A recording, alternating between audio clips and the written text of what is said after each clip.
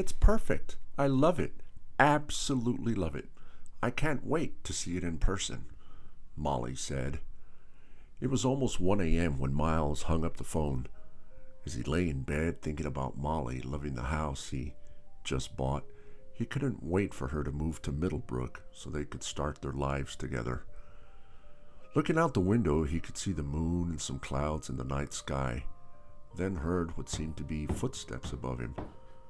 Turning on the light, he grabbed a flashlight and went to check the attic, make sure some critter or someone wasn't in the house. Strange. Nothing but an empty attic. Well, back to bed. He couldn't sleep. He was just too restless and excited. As he lay there in the dark thinking about Molly, he started hearing kids giggling and laughing right outside his window. Good gosh, it's 1 a.m. Who lets their kids out at this hour, he thought.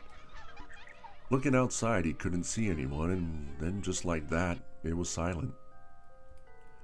The next morning, backing out of his driveway, he felt a big bump.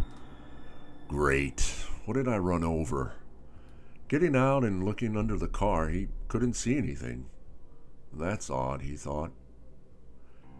Later, at the grocery store, he was helping an older lady push her cart out to her car. She asked how he liked his new house on Briarcliff Road. Hey, how did you know I just bought it? Are you one of my neighbors? She giggled and said, No, honey, I don't live in Middlebrook. I live in Gladesville Township. Miles said, My gosh, that's 600 miles away. The old lady giggled and said, No, honey, it's 666 miles away. Then got in her car, giggled, and waved goodbye.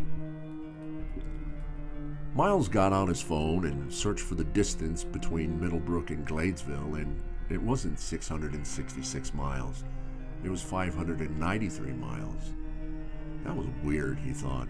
The next few weeks, there were more strange noises in the attic. Doors opening, then closing, and the giggling outside the window continued. There were even strange sounds and distant screams during his morning walks in the woods. Scared poor Miles half to death. The disturbing noises were taking a toll. Miles couldn't get a good night's rest, and he was always in a bad mood. He couldn't walk from one room to another without fearing something happening unexpectedly. He was on edge. One night, someone rang the doorbell and ran off. Every night at 1 a.m., someone rang the doorbell. One night, he disconnected the doorbell and sat out on the porch waiting. No one came by. Laughing, he went back inside and got in bed. And then... that was it. He'd had enough. He ran outside, got in his car, and drove off. It was 3 a.m. Spent the night in a motel and drove down to see his grandparents in the morning. It was a 2-day drive, but the peaceful drive was relaxing and gave him plenty of time to think. I'm selling that damn house. I'm selling it. The decision helped him relax. After a few days at his grandparents', he actually started to feel normal again. Then one afternoon, as Miles and his grandfather drove up to the house, something was laying in the driveway.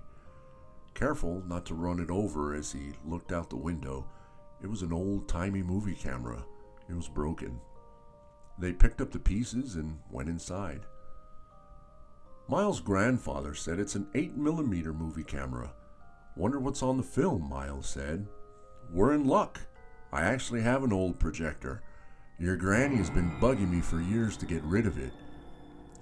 His grandfather blew the dirt off the film and wound it up on the reels.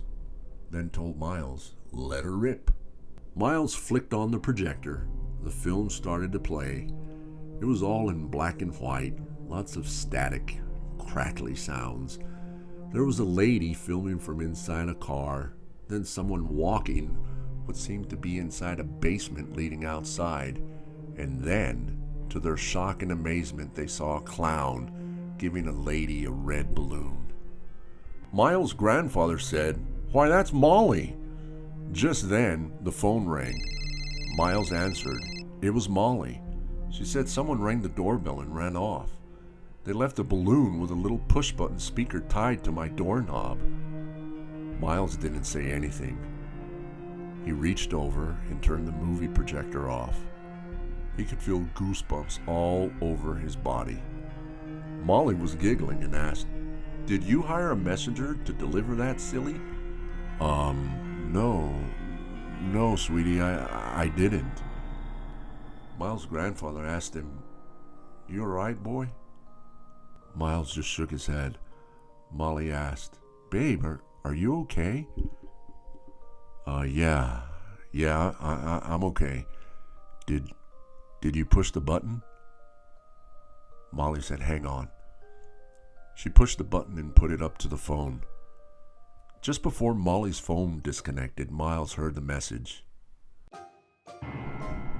"Molly, you're so pretty. What is a clown to do? Think I'll chop you up, put you in a pot, and make a stew."